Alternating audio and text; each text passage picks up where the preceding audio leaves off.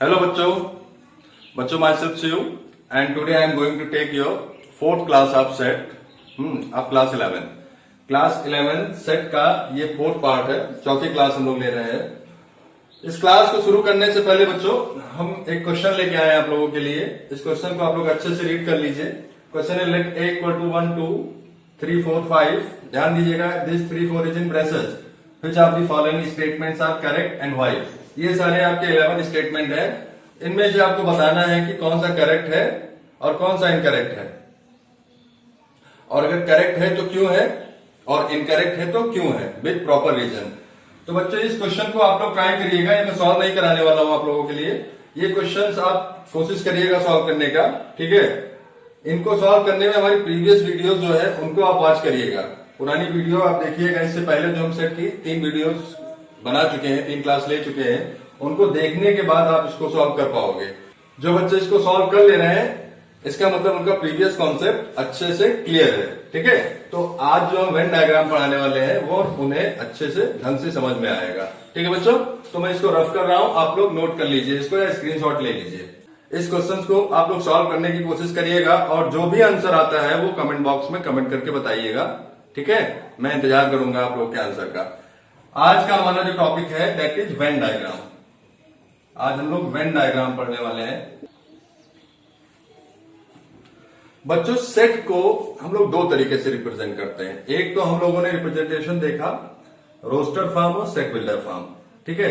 वो formula based representation था या मैथमेटिकल रिप्रेजेंटेशन था। ये दूसरा क्या है हमारा डायग्रामेटिकल रिप्रेजेंटेशन। डायग्राम के बेसिस पे हम लोग इसको रिप्रेजेंट करेंगे, ठीक है। तो इस रिप्रेजेंटेशन को हम लोग वेन डायग्राम बोलते हैं। क्या बोलते हैं? Venn diagram. तो चलिए देखते हैं कि डायग्रामेटिकली हम लोग सेट को कैसे रिप्रेजेंट करते हैं और वेन डायग्राम कैसे आया, कहां से आया, ठीक है बच्चों। आप लोगों ने बच्चों एक सेंटेंस सुना होगा, a picture is equivalent to more than 1000 words. More than 1000 words मतलब 1000 वर्ड्स में 1000 शब्दों में जो चीज आप कहना चाह रहे हो उसको आप सिर्फ एक पिक्चर से रिप्रेजेंट कर सकते हो, ठीक है। मतलब एक पिक्चर 1000 वर्ड्स के बराबर होता है। सो ये बातें मैथ्स पे भी लागू होती है, ठीक है, और ये बातें सेट्स पे भी लागू होती है, ठीक है। तो चलिए देखते हैं बच्चों। एक स्विस मैथमेटिशियन थे। कौन से? Swiss mathematician. Swiss mathematician Euler साहब। इन्होंने पहले एक आइडिया दिया। इन्होंने क्या आइडिया दिया? इन्होंने ये आइडिया दिया कि sets can be represented by the points in a close curve. मतलब अभी तक हम लोगों ने सेट को रोस्टर फॉर्म में रिप्रेजेंट किया, सेट बिल्डर फॉर्म में रिप्रेजेंट किया।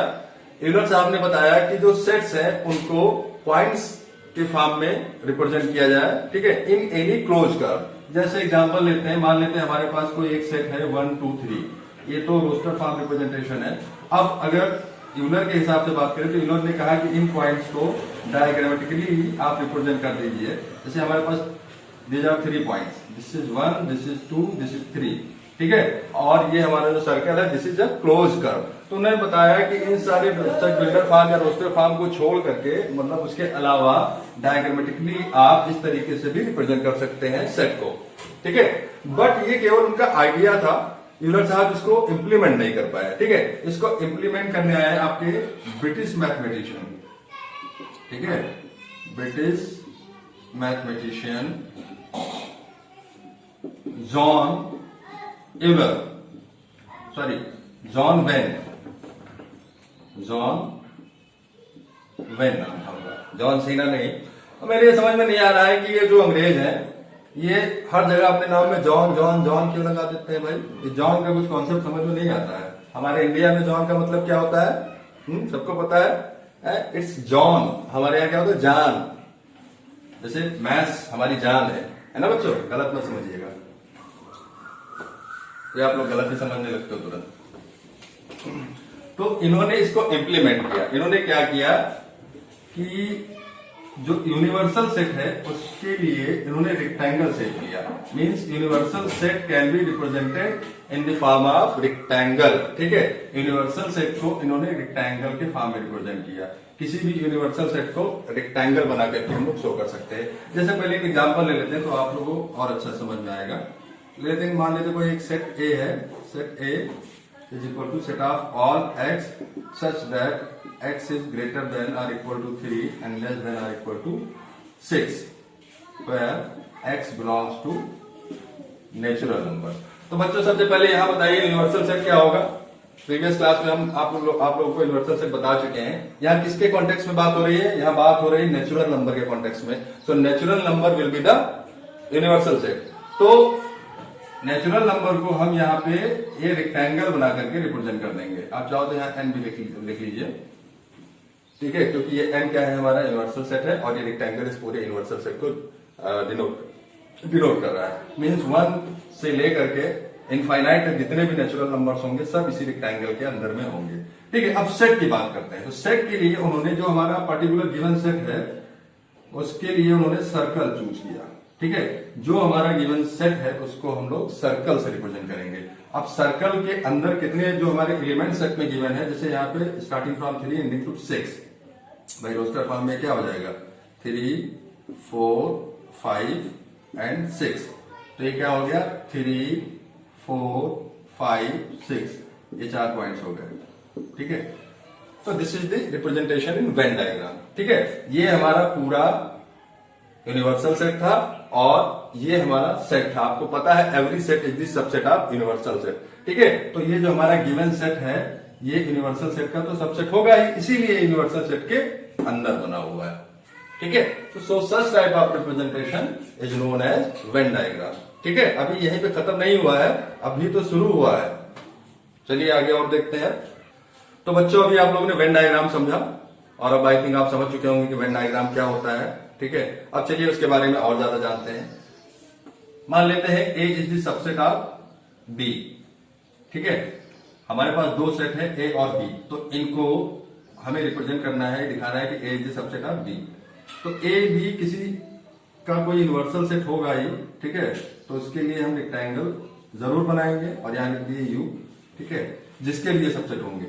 अब यहां पे बोल रहा है A is the subset of B, तो दो सेट है हमारे पास, एक है ए और एक है बी। सर्कल थोड़ा अच्छा नहीं बन रहा है।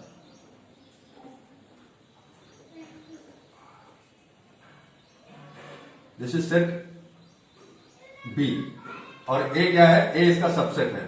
तो ए सबसेट है, it means all the elements of set A will be present in set B. ठीक है, तो इसका मतलब ए जो है सेट बी के अंदर होगा। ठीक, एज एन एग्जाम्पल मान लेते हैं A equal to 1, 2 and B equal to 1, 2, 3। So here A is the subset of B. तो अगर हमें दिखाना है वेन डायग्राम के फॉर्म में इसको, तो ये 1 हो गया, ये 2 हो गया और 3 बाहर हो गया। ठीक है, this is set A and this is set B. तो ध्यान से देखिए बच्चों, 1 and 2 is common in both A and B. ठीक है, 1, 2 सेट ए में है और 1, 2 सेट बी में भी है। ठीक है, तो यहां से आप समझ सकते हो कि A is the subset of B, means A के जो एलिमेंट है वो बी में है। इसका मतलब हुआ कि पूरा जो सेट ए है वो बी में प्रेजेंट है। Operation on Venn diagram.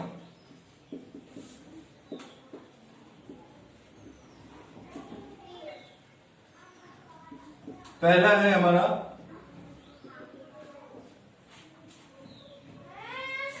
पहला पॉइंट है union of two set. Union of two sets. ठीक है, डेफिनेशन को समझने से पहले एक एग्जांपल लेते हैं बच्चों। ठीक है, मान लीजिए हमारे पास एक सेट ए है that is A B C और एक दूसरा सेट है B that is P Q R. ये हो गया। तो अगर हमें इन दोनों का यूनियन फाइंड करना है, यूनियन का मतलब इन दोनों एलिमेंट्स को मर्ज कर दीजिए, सॉरी इन दोनों सेट्स को मर्ज कर दीजिए। मींस यूनियन का मतलब हुआ बच्चों all the elements which belong to set A और set B और both set A and B। तो वो सारे एलिमेंट जो A या B में बिलोंग करते हो या दोनों में बिलोंग करते हो, ठीक है, वो सारे एलिमेंट्स A और B के यूनियन कहलाएंगे। तो देखिए A में कौन बिलोंग करता है, सेट A में A B C, और सेट B में कौन बिलोंग करता है, P Q R, ठीक है। तो एक हिसाब से हम लोग उनको अपने कॉमन लैंग्वेज में बोल दिए, मर्ज कर दिए दोनों को, ठीक है। तो यही हमारा क्या हो गया, ए और बी का union, that is called A union B. अब बच्चों इसको वेन डायग्राम में कैसे रिप्रेजेंट करेंगे, मान लेते हैं हमारे पास दो सेट ए बी हैं। पहले तो हम यूनिवर्सल सेट के लिए रेक्टेंगल बनाएंगे, और सेट ए ये हो गया हमारा, और सेट बी ये हो गया। दोनों में कुछ कॉमन नहीं, इसलिए ओवरलैप नहीं करेंगे। That is set A and set B. Set A में क्या था, A B C, A B C. Set B में क्या था, पी क्यू आर। ओके, तो इनका यूनियन क्या होगा, that settled part is called union of these two sets. ये पूरा सेटेड पार्ट जो है इन दोनों का यूनियन बोला जाएगा।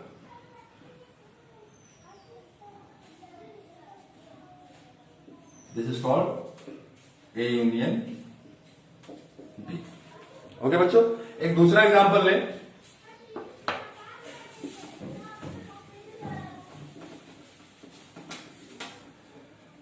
मान लेते हैं सेट ए है, that is 1 2 3, and set B equal to 2 3 4।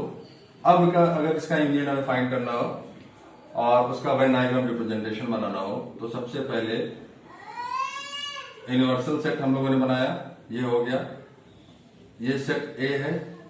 अब ध्यान दीजिए कुछ एलिमेंट्स दोनों में कॉमन है, 2 and 3, ठीक है। तो यहां पे ये ओवरलैप कर जाएगा दोनों set, that is set A and that is set B, ठीक है। सेट ए में क्या था, 1 2 3, तो 1 2 3, और सेट बी में क्या है, 2 3 4, तो 2 3 and 4।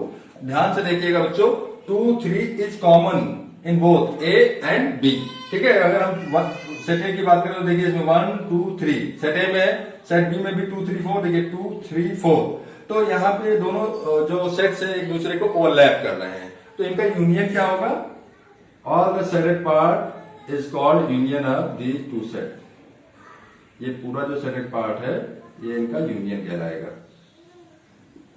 बच्चों समझ में आ रहा होगा तो कमेंट बॉक्स में कमेंट करके जरूर बताइएगा कि वीडियो कैसी लग रही है, ठीक है। तो this is the representation of union of two set. Okay, अब कुछ प्रॉपर्टीज बात कर लेते हैं।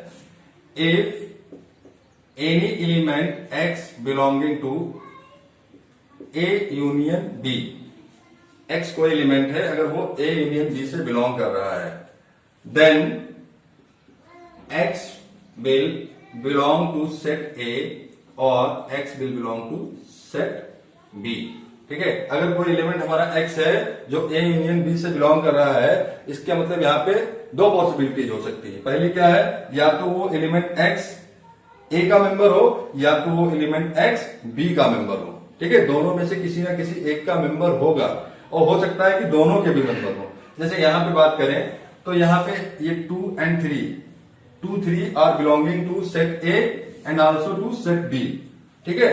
तो हम कह सकते हैं कि here 2 3 are the member of both set A and set B. So इस कंडीशन को आप लोग जरूर याद रखिएगा, आगे सॉल्व करने में हम लोग इसका बहुत यूज करने वाले हैं, ठीक है। इस प्रॉपर्टी को याद रखिएगा कि if any element X is belonging to A union B, then X will belong to set A और X will belong to set B. यहाँ पे और जरूर लिखा है, ये पॉसिबिलिटीज को रिप्रेजेंट कर रहा है, ठीक है, कि या तो एक्स एलिमेंट ए, सॉरी या तो एलिमेंट एक्स सेट ए का मेंबर होगा या तो एलिमेंट एक्स सेट बी का मेंबर होगा, ठीक है। मीन्स या तो एक्स सेट ए का एलिमेंट होगा या तो एक्स सेट बी का एलिमेंट होगा। क्लियर बच्चों? तो यहाँ पे और जो लिखा हुआ है ये हमारे पॉसिबिलिटी डिनोट कर रहा है, इसको ध्यान दीजिएगा, ठीक है। वैसे इंटरसेक्शन में हम लोग यहाँ पे एंड लिखेंगे। Similarly,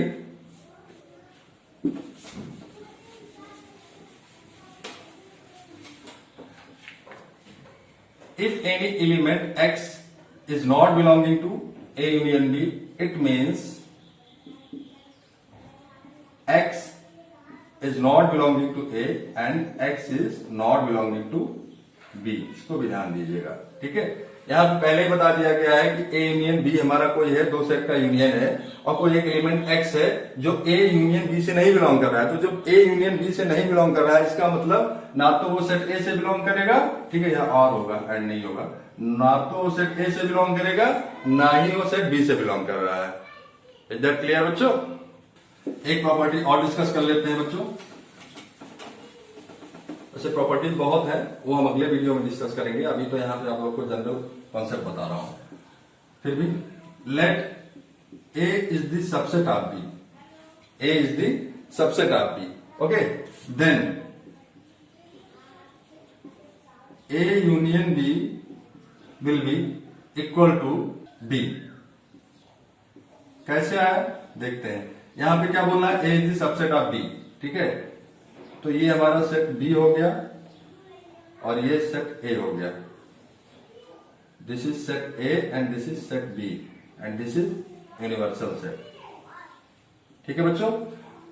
ये मैंने ऐसा क्यों बनाया, क्योंकि कंडीशन दी हुई है कि A is the subset of B।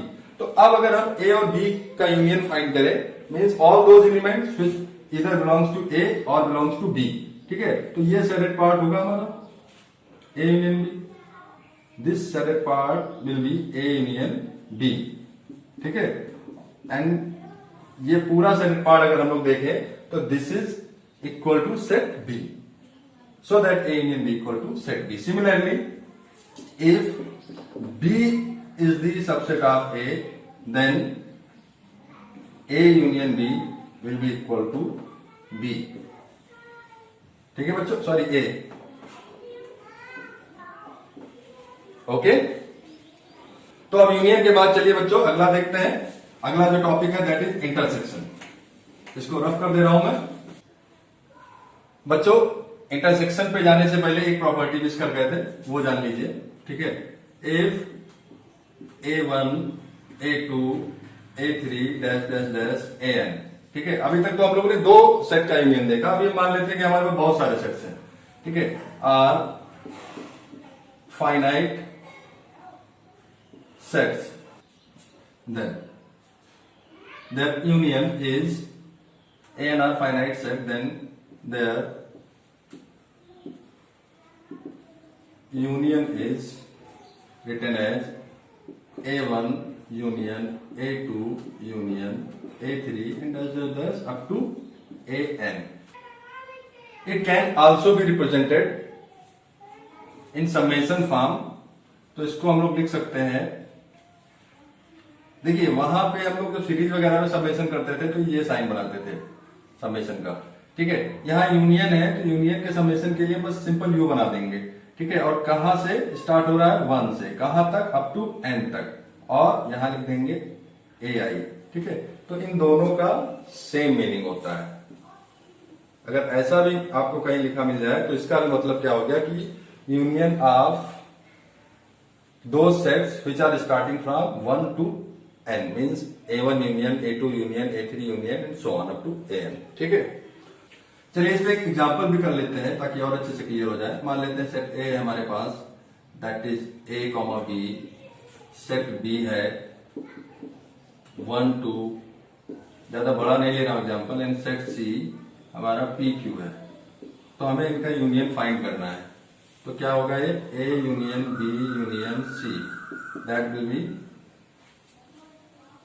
A B 1 2 P Q, ये हो गया, ठीक है। इन सारे सेट्स को हम कंबाइन कर दिए और ये उनका यूनियन मिल गया हमको, ठीक है। मान लेते हैं इसमें कोई भी कॉमन होता, यहां मान लेते हैं कि P Q और A भी होता, तो हम उस A को दो बार नहीं लिखते,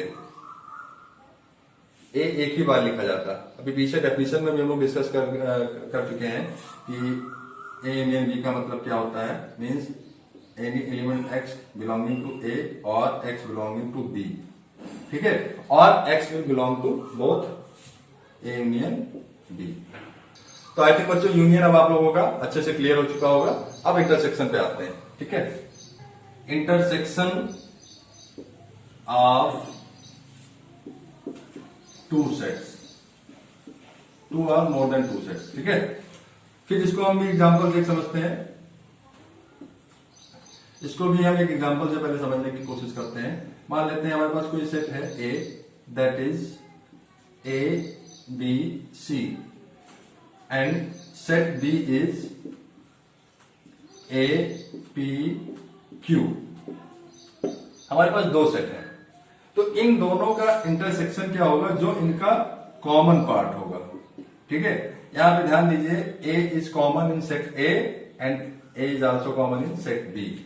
तो इन दोनों में जो कॉमन होगा वो इनका इंटरसेक्शन कहलाएगा। तो हम सिंपली लिख देंगे, जो भी कॉमन एलिमेंट्स होंगे उनको यहाँ पे लिख देंगे, that will be the intersection of set A and set B. ऐसे मोर देन टू सेट्स होते, तीन सेट होते, चार सेट होते, इनफाइनाइट सॉरी एनथ सेट होते, तो उनमें जो जो भी कॉमन होते वो इसके इंटरसेक्शन होते, ठीक है बच्चों।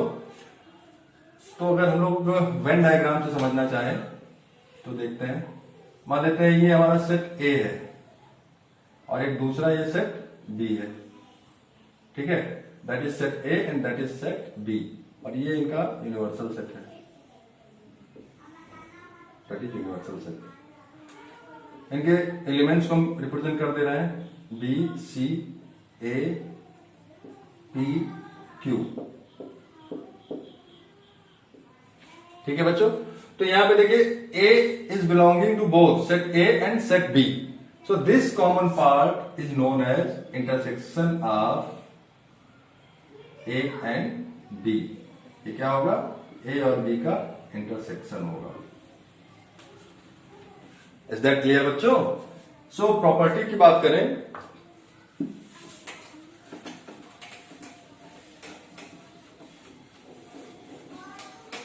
so if any element X is belonging to intersection of A and B, then X will belong to set A and X will belong to set B, ठीक है। यूनियन में क्या होता था, यहाँ पे और होता था, X is belonging to A और X is belonging to B, ठीक है। दोनों में से अगर किसी एक से भी बिलोंग करता था तो उसका यूनियन कहलाता था, ठीक है। यहाँ पे क्या है कि ये जो एलिमेंट X है ये दोनों में होना चाहिए, सेट A में भी होना चाहिए और सेट B में भी होना चाहिए, इस चीज को ध्यान रखिएगा। Similarly if X is not element of A intersection B, it means X is not belonging to set A and X is not belonging to set B। Okay बच्चों, चलिए अब और प्रॉपर्टी देखते हैं, इसको रफ कर दे रहा हूं मैं। अब मान लेते हैं बच्चों कि A and B are two sets such that A is subset of B, then A intersection B क्या होगा। तो चलिए पहले डायग्राम से, वेन डायग्राम से इसको समझते हैं, ठीक है। Here A is the subset of set B, तो ये हमारा सेट A होगा और ये सेट B होगा। A क्या है, B का सबसेट है। तो अब अगर हम इन दोनों का इंटरसेक्शन फाइंड करना चाहें तो क्या होगा, ए और बी दोनों में जो कॉमन हो, तो कॉमन क्या आ रहा है, यही पार्ट तो कॉमन आ रहा है, और ये पार्ट हमारा क्या है, this is set A, so A intersection B equal to A. Similarly if B is the subset of A, then A intersection B will be equal to set B. Okay बच्चों, next है if A1 A2 dash dash dash AN are infinite set, तो इन सब का intersection हम कैसे निकालेंगे, then intersection of this set, intersection of these sets is represented like this, A1 intersection A2 intersection A3 up to AN, ठीक है। Summation के फॉर्म में अगर लिखना चाहे तो यूनियन में हम लोग U बनाते थे और समेशन में ये साइन बना दिए। कहां से स्टार्ट हो रहा है, I equal to 1 to N और AI, ठीक है, इस तरीके से हम समेशन के फॉर्म में इसको शो करेंगे। तो ऐसा कुछ लिखा हुआ अगर आप लोग को मिल जा रहा है तो आप समझ जाइएगा कि एन सेट का इंटरसेक्शन है। ठीक है, that is the symbol of intersection. अब इस पे कुछ क्वेश्चन करते हैं बच्चों, ताकि और ज्यादा अच्छे से क्लियर हो जाए। Let set A equal to 2 3 4 5 and set B equal to 4 5 7 8. Then intersection of A and B will be, इन दोनों में क्या कॉमन है, 4 दोनों में है और 5 दोनों में है, तो इन दोनों का जो इंटरसेक्शन होगा 4 और 5 होगा। ठीक है, ये इन दोनों का इंटरसेक्शन हो गया। बहुत सिंपल एग्जांपल्स अभी ले रहा हूं ताकि आप लोगों का कॉन्सेप्ट अच्छे से क्लियर हो जाए, फिर हम लोग इस पे और अच्छे अच्छे क्वेश्चन अभी करेंगे। नेक्स्ट क्वेश्चन है बच्चों, if x equal to set of all x such that x equal to 2n n belongs to integer, z क्या है, इंटीजर का सिंबल है, and b equal to set of all x such that x equal to 3n and n belonging to integer, find a intersection b। ठीक है, तो इसका solution देखिए कैसे होगा। जो हमारा सेट ये a है, सॉरी सेट a है, उसको हम लोग रोस्टर फॉर्म में लिख लेते हैं। ये क्या है, x इक्वल टू 2n और n क्या है, इंटीजर। ठीक है, तो ये क्या हो जाएगा भाई, जितने भी इंटीजर है उसको 2 से मल्टीप्लाई कर देंगे। ठीक है, तो मान लेते हैं हम -6 से स्टार्ट करते हैं, -6 -4 -2 and 0 2 4 6 up to plus infinity. ठीक है, इंटीजर्स हमारे क्या होते हैं, n इक्वल टू -3 -2 -1 0 1 2 3। ठीक है, अप टू प्लस इन्फिनिटी। तो ये क्या है, 2n, यानी इन सब पे क्या करेंगे, हम 2 से मल्टीप्लाई कर देंगे। तो 2 3 जा 6, 2 2 जा 4 और 2 1 जा 2। ठीक है, ऐसे 0 से मल्टीप्लाई कर दो, फिर 0 2 4 6 इस तरीके से आ जाएगा। ठीक है, यानी डबल करना है हमको। सिमिलरली सेट बी क्या है, set B is equal to set of all x such that x equal to 3n। ठीक है, और n बिलोंगिंग टू इंटीजर। तो क्या करना है, इसमें जितने भी इंटीजर्स है उनका ट्रिपल कर देना है। ठीक है, तो ये क्या हो जाएगा बेटा, -9 -6 -3 0 3 6 9। ठीक है, मतलब ये 2 का मल्टीपल था, 3 का मल्टीपल इंटीजर है। तो इनमें अगर हमको कॉमन देखना हो ए इंटरसेक्शन बी, तो कॉमन निकाल लेते हैं। कॉमन क्या है, 6 और कॉमन हमको मिल रहा है 0। ठीक है, फिर 6, ये सारे कॉमन एलिमेंट्स हैं इसमें। मतलब एक तो सेकेंड का मल्टीपल है सेट ए, और सेट बी जो है वो 3 का मल्टीपल है। ठीक है, तो इन दोनों में जो कॉमन आ रहा है वो एलिमेंट्स जो इन दोनों के मल्टीपल हो। ठीक है, तो इन दोनों के मल्टीपल कौन होंगे, 3 2 6, यानी 6 के मल्टीपल। तो क्या होगा बच्चों, that is -6 0 6 12 up to plus infinity. ठीक है, तो ये क्या हो गया, these are the intersection of these 2 sets. ठीक है, it is the multiple of 2, it is the multiple of 3 and their intersection is multiple of 6। ठीक है, तो सेट बिल्डर फॉर्म में इनको क्या लिखेंगे, set of all x such that x equal to 6n और n belonging to integer. So this is the solution of this question. बच्चों, अगर वीडियो हमारा अच्छा लग रहा होगा आप लोगों को, ठीक है, तो वीडियो को लाइक कर दीजिएगा, शेयर कर दीजिएगा और चैनल को सब्सक्राइब कर दीजिएगा। और कमेंट बॉक्स में कमेंट करके जरूर बताइएगा कि क्वेश्चंस आपको समझ में आ रहे हैं, चीजें आपको समझ में आ रही है या नहीं आ रही है। ठीक है, तो चलिए बच्चों अब नेक्स्ट टॉपिक देखते हैं, इसको रफ कर दे रहा हूं मैं। नेक्स्ट टॉपिक है डिसजॉइंट सेट। ठीक है, if A and B are 2 sets, these 2 sets will call disjoint if A intersection B equal to 5। मतलब दो सेट डिसजॉइंट तब कहलाते हैं जब उन दोनों में कुछ कॉमन हो ही ना, मतलब उनका इंटरसेक्शन क्या हो, null सेट मिल रहा हो। जैसे एक सेट हमारा ये है A और एक सेट हमारा ये है B, ठीक है, और ये है यूनिवर्सल सेट। इन दोनों में कुछ कॉमन है, कुछ नहीं, एक दूसरे से बहुत दूर दूर पर है, ठीक है। तो these are disjoint sets. As an example मान लेते हैं A इक्वल टू ABC, ठीक है, and B equal to 1 2 3, then there is nothing common in between A and B, ठीक है। So A intersection B equal to 5, so A and B are called, A and B will be disjoint set, ठीक है बच्चों। Next one is difference of two sets. अगला जो topic है हमारा वो दो सेट का डिफरेंस, ठीक है, कि दो सेट का डिफरेंस कैसे फाइंड करते हैं। डिफरेंस ऑफ टू सेट्स, ठीक है।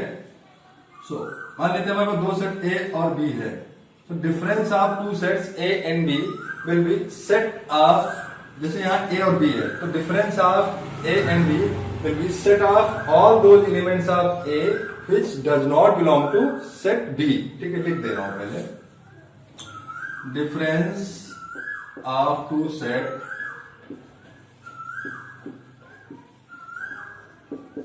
A and B is the element of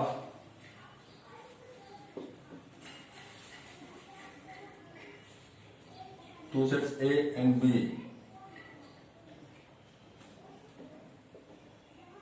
is that element of set A which does not belong to set B, ठीक है। एग्जाम्पल देखते हैं, मान लेते हैं सेट A है, set A equal to 1 2 3 4 and set B equal to 3 4 5 6। अब A और B का हमें डिफरेंस फाइंड करना है, it is written as A minus B, ठीक है। तो A के वो सारे एलिमेंट जो सेट B में ना हो, ठीक है। तो 1 2 3 4 कौन कौन से एलिमेंट भाई, 3 4 5 6 तो है, 3 और 4 तो है B में, बस 1 और 2 क्या है, वो सेट B में नहीं है, ठीक है। Set of those elements of set A which does not belong to set B, set A के वो सारे एलिमेंट जो सेट B में ना हो, ठीक है बच्चों। तो कौन कौन से नहीं है, 1 और 2, so 1 and 2 are the difference of set A and set B। Clear बच्चों। अब इसको हम वेन डायग्राम में समझते हैं। आप चाहे तो इसे नोट कर लें या स्क्रीनशॉट ले लें, क्योंकि मैं रफ करने जा रहा हूं। वेन डायग्राम में देखेंगे तो ये सेट A है और दिस इज सेट B, और ये यूनिवर्सल सेट है, that is set A, that is set B, it is universal set. और उसमें नोट कर लेते हैं, नंबर नहीं लिख रहा हूं, तो ये होगा A minus B, difference of A and B।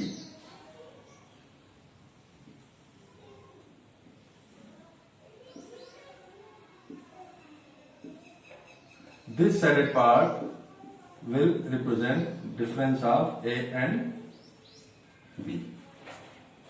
Clear बच्चों? Set of those elements of set A which does not belong to B. Similarly अगर अभी हमें B माइनस A फाइंड करना होता, ठीक है, तो उसका वेन डायग्राम रिप्रेजेंटेशन कैसा होगा, set of those elements of set B which does not belong to set A, ठीक है। तो ये A है, ये B है, यहां मैं यूनिवर्सल सेट भी बना दे रहा हूं, ठीक है। तो ये पार्ट क्या होता है, B माइनस A को शो करता है, ये set part B minus A को शो करेगा, that is B minus A, ठीक है। यानी वो सारे B के वो सारे एलिमेंट जो A में ना हो, तो वो क्या होंगे, B और A का डिफरेंस, और वो सारे एलिमेंट जो A में हो B में ना हो, वो A और B के का डिफरेंस कहलाएगा, ठीक है। तो जनरल फॉर्म में अगर हम लोग इनको लिखना चाहें तो A minus B can be written as set of all x such that x belongs to A and x does not belongs to B. ठीक है, इस तरीके से लिखेंगे। और b माइनस ए को हम क्या लिखेंगे, set of all x which belongs to B and does not belong to A. तो ये रिप्रेजेंटेशन हुआ इनका सेट बिल्डर फॉर्म में। चाहे तो नोट कर ले या स्क्रीनशॉट ले ले बच्चों, नहीं तो मैं रफ करने जा रहा हूं। नेक्स्ट टॉपिक बच्चों हमारा symmetric difference of two sets. तो चलिए इसको समझते हैं कि symmetric difference of two sets क्या होते हैं। ठीक है, मान लेते हैं दो सेट्स हैं हमारे पास, let A and B are two sets. ये हमारे दो सेट्स हैं। Then symmetric difference of A and B, which is denoted by A delta B, is equal to A minus B difference of A and B union difference of B minus A. This is called symmetric difference of A and B. ठीक है, एक example से हम लोग इसको समझते हैं। Late हमारे पास कोई सेट A है, that is 1 2 3 and 4. Similarly, set B is 3 4 5 6. So A minus B क्या होगा, अभी हम लोग पीछे पढ़ चुके हैं difference of two sets A and B. So difference of A and B will be equal to the those elements of A which does not belong to set B. ठीक है, तो A के वो सारे एलिमेंट जो B से belong ना करते हो, तो 1 और 2 ये एक ही दो एलिमेंट्स हैं जो सेट बी में नहीं है, तो it will be 1 and 2. Similarly B minus A will be set of those elements which does not belong to B. तो 5 and 6 are in set B but it is not present in set A. So 5, 6 is the B minus A. Now symmetric difference of A and B, ये क्या हो जाएंगे, ए symmetric B, इन दोनों का union. तो union निकालने के लिए हम क्या करेंगे, 1 2 5 6 यानी दोनों को हम कंबाइन कर देंगे. अरे यार, ठीक है, इन दोनों सेट्स को हम लोग कंबाइन कर देंगे. हेलो भाई, सब्जी वाले भी आ गए, आप लोग को भी चाहिए हो तो ले लीजिए. ठीक है, so this is the required answer of symmetric difference of set A and B. आइए बच्चों इसको डायग्राम से समझते हैं, वेन डायग्राम से. तो नीचे बना दे रहा हूं, ये हमारा सेट ए है and that is set B, और ये यूनिवर्सल सेट है. ओके, सो अगर हम ए माइनस बी की बात करें, that is set A and that is set B. Okay, तो अभी पीछे हमने पढ़ा है कि ए माइनस बी क्या होगा, ये सेटेड पार्ट जो है ए माइनस बी को रिप्रेजेंट करेगा. ठीक है बच्चों, so it will be A minus B and this will be B minus A. So ये पार्ट बेटा हमारा बी माइनस ए हो जाएगा. ठीक है, तो symmetric difference of A and B will be this shaded part. ठीक है, एक्सेप्ट दिस इंटरसेक्शन पार्ट. ये इंटरसेक्शन पार्ट सिमेट्रिक डिफरेंस में नहीं आता है. So we can write that symmetric difference of A and B equal to set of all x which does not belongs to A intersection B. ठीक है बच्चों, तो this is the representation of symmetric difference of two sets. I think बच्चों concept आप लोगों का clear हो गया होगा. और बच्चों अगर आप लोगों को सब चीजें समझ में आ रही है अच्छे से, तो वीडियो को लाइक कर दीजिएगा, शेयर कर दीजिएगा और चैनल को सब्सक्राइब कर दीजिएगा. चैनल को सब्सक्राइब करना मत भूलिएगा. ठीक है, चलिए अभी सब्सक्राइब करिए. चलिए बच्चों, ये हो गया है. इसके बाद हम अपना नेक्स्ट टॉपिक देखते हैं, और ये हमारा लास्ट टॉपिक है, दैट इज यूनिवर्सल, सॉरी क्या है कॉम्प्लीमेंट ऑफ सेट्स. सबसे लास्ट में है, बट सबसे ज्यादा इंपॉर्टेंट टॉपिक है हमारा जो कॉम्प्लीमेंट ऑफ अ सेट है. ठीक है, कॉम्प्लीमेंट ऑफ अ तो देखते हैं बच्चों कॉम्प्लीमेंट ऑफ द सेट क्या होता है। मान लेते हैं let U is the universal set, U जो है कोई हमारा यूनिवर्सल सेट है, ठीक है, and A is any set which is subset of U, ठीक है। A कोई एक सेट है जो A कोई एक सेट है जो U का सबसेट है, ठीक है।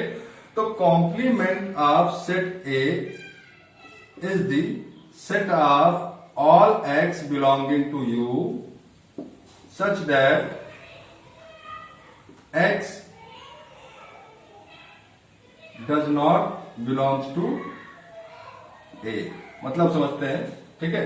यानी यूनिवर्सल सेट के वो सारे एलिमेंट्स जो A के मेंबर ना हो, ठीक है। जैसे मान लेते हैं कि हमारा यहां पे यूनिवर्सल सेट है कोई U और this is a set A, ठीक है, जिसका हमें कॉम्प्लीमेंट पता करना है। ये सेट A है, इसका कॉम्प्लीमेंट हमें फाइंड करना है। तो वो सारे एलिमेंट जो सेट A में ना हो, वो सारे एलिमेंट जो सेट A में ना हो, ठीक है, और यूनिवर्सल सेट में हो, वो कॉम्प्लीमेंट कहलाएंगे। जैसे ये सारे एलिमेंट भाई, ये पूरा हमारा यूनिवर्सल सेट है, तो ये सारे जो सेटेड पार्ट है that will represent complement of set A, ठीक है। ये सेट A का कॉम्प्लीमेंट होगा, यानी वो सारे A के यूनिवर्सल सेट के, यानी यूनिवर्सल सेट के वो सारे एलिमेंट जो A में ना हो, जो A में ना हो बट यूनिवर्सल सेट में हो, तो that will call complement of set A, ठीक है। बट यहां पे आप लोग को क्वेश्चन सॉल्व करते वक्त ये ध्यान देना जरूरी होगा कि यूनिवर्सल सेट हमें किसे कंसीडर करना है, ठीक है। जैसे एक एग्जांपल लेते हैं, इसको मैं रफ कर दे रहा हूं बच्चों। एक प्रॉपर्टी है इसमें और नोट कर लीजिए, if any element x will belong to complement of A, then this implies that x will not belong to set A, ठीक है।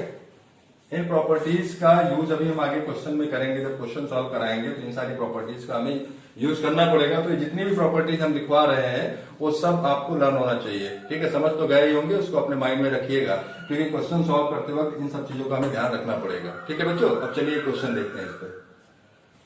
मान लेते हैं let n is the 1 2 3 10 all positive natural numbers, और हमारे पास कोई सेट A है दैट इज 1 2 3 4।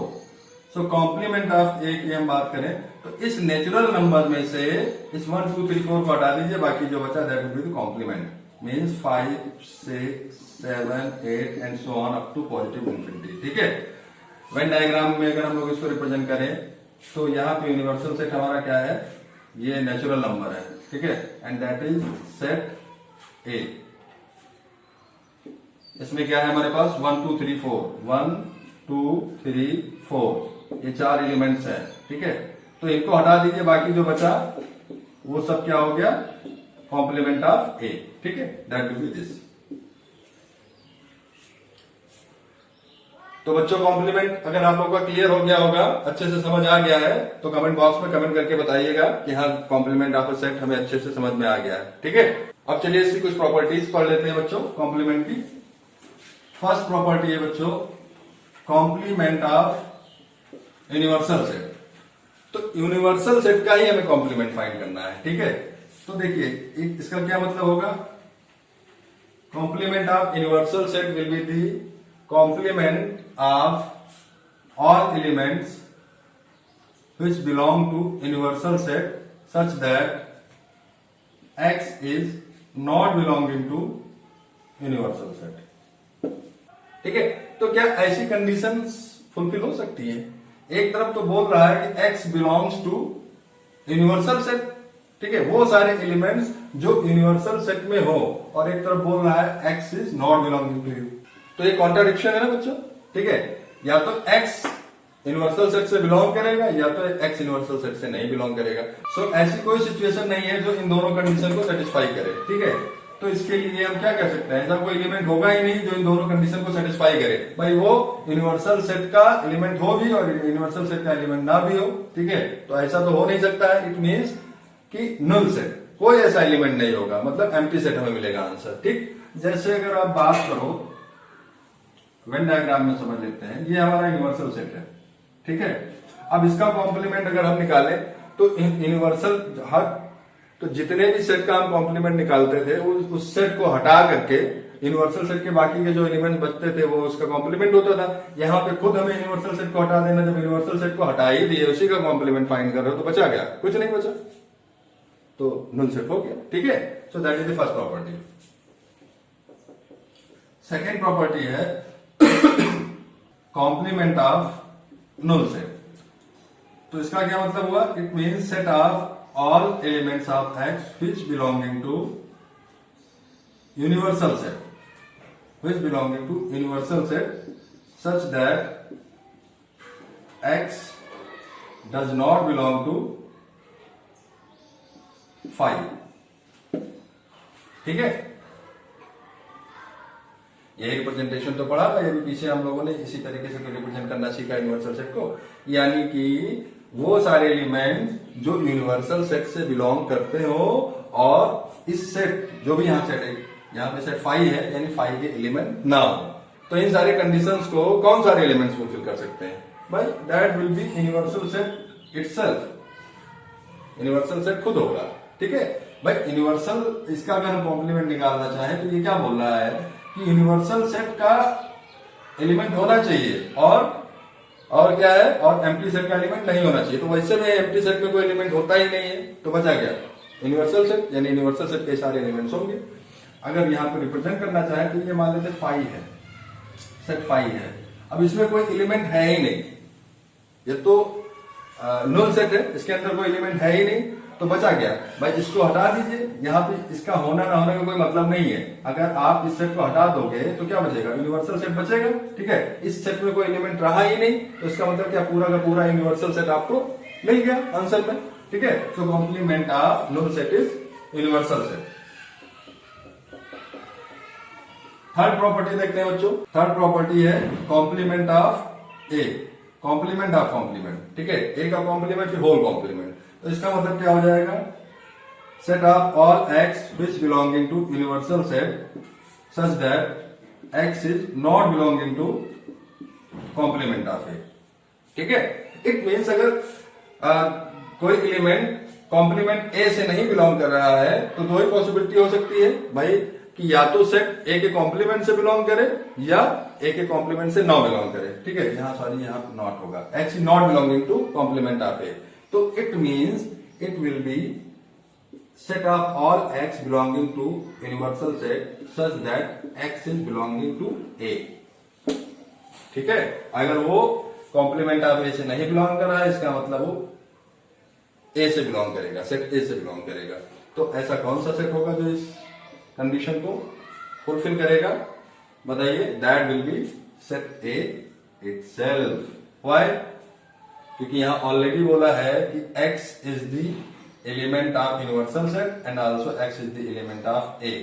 ठीक है बच्चों, तो अगर दोनों कंबाइन करेंगे तो it means that will be set A itself. ठीक, जैसे फिर से यहां पे देख लेते हैं, ये सेट ए था मान लिया। ठीक है, तो इसका कॉम्प्लीमेंट क्या हुआ? इसका कॉम्प्लीमेंट ये पार्ट हो गया, that will be A complement. अब जब इसका कॉम्प्लीमेंट निकालोगे तो यूनिवर्सल सेट में इन सबको रिड्यूस कर दोगे तो क्या बचेगा? यही तो बचेगा। और ये क्या है? सेट ए, यही पार्ट तो बचेगा। तो that set part will B